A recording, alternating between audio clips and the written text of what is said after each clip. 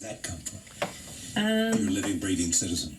I'm interested in how we construct authority and systems meant to give margins to the ways in which we operate in the world and give us a sense of order. And whether that be through capital or through these governing bodies, these are all constructions and illusions in many ways, and what we do to maintain a sense of sanity in the chaos. Then where would you put the innocent in that?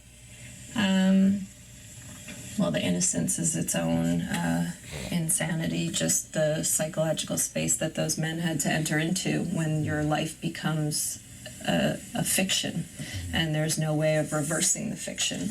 So, and it certainly reveals the pitfalls in a system that we take as reliable. Leslie Cumming in Vogue said, this was in February of this year, Terence Almond is perhaps the preeminent conceptual photographer of her generation, one who not only takes pictures but also addresses the role of images in shaping personal and political history. Mm-hmm. That sounds like you to me, doesn't it? Yeah, well, particularly in this current project, where I was looking at historical source images of very significant moments in history. To do what with? Well, I was taking images from actual signings of agreements, treaties, or accords, and decrees that had an economic root. The motivating force behind the signing of these contracts was economic. And looking at the sort of stagecraft that surrounds those agreements and how that is conveyed to a public, what is the ceremony that surrounds it. And in that, I found that there is this repeating pattern of this presence of flowers always sitting amongst these very powerful men as they're declaring their designs. And the purpose of the flowers is? It's, in my work, that I was always imagining the flowers actively listening to the men in the room and being witnesses of their belief in their abilities to control the evolution of governments and economies and citizens, and nature being positioned as this sort of decorative, dormant element in that structure. And we also associate, there's sort of a feminine quality associated with flowers. Yes. That I was also aware of in this construction, and how where the flower was positioned, and who is really going to last, and what is going to survive, and who is in power in this equation.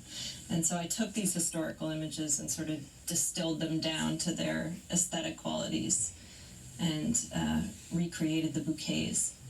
Okay, Tego, we're now going to look at some of the images and talk more about this. This was one of my inspirational images where you see these men sitting around this table at the Munich conference, right. And they're clearly planning their big designs on Czechoslovakia and making all of these agreements about the transfer of land and changing of borders and right. The impact upon peoples in those areas. And then you have this bouquet of flowers sitting amongst them.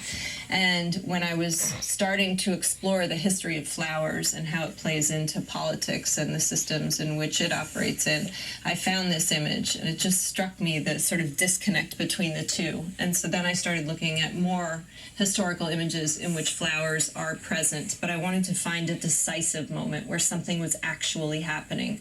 And that's why I turned to signings, where something was being declared, and often those signings represent broken promises. So what I was looking back on had been reversed years later, or forgotten by the powers that be. Was this the first one you selected?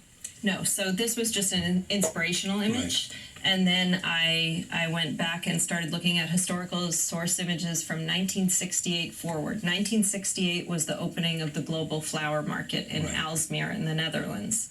And what I wanted to do was look at what are called impossible bouquets. Yeah. So impossible bouquets is a thing that started with Dutch early still life painting in the Netherlands, and it represented a fantasy. So it was flowers in a vase that could never be together in the same vase because of geographic and seasonal limitations.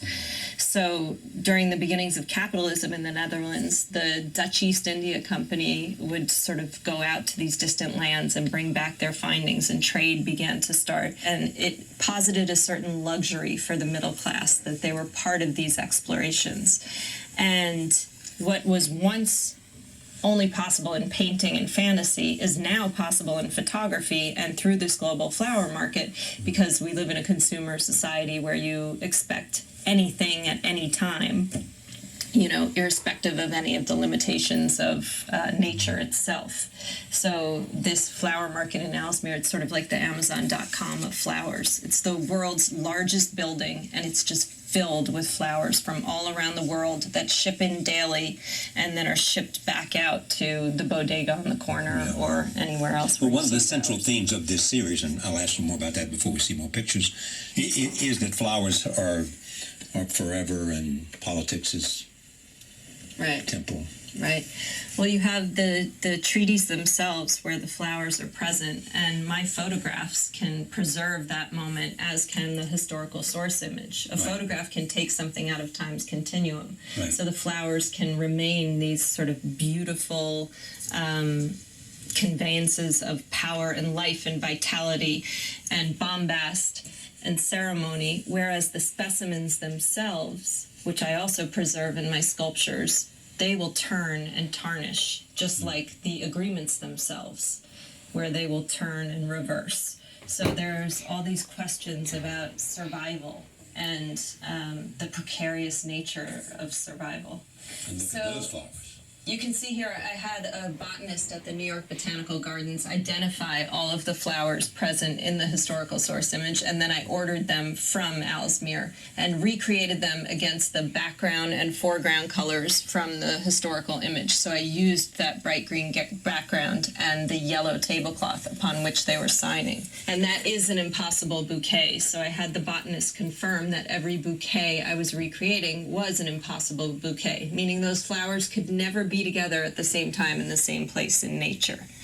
And this particular bouquet was a signing between Australia and Cambodia regarding the resettlement of refugees who had arrived in Australia. And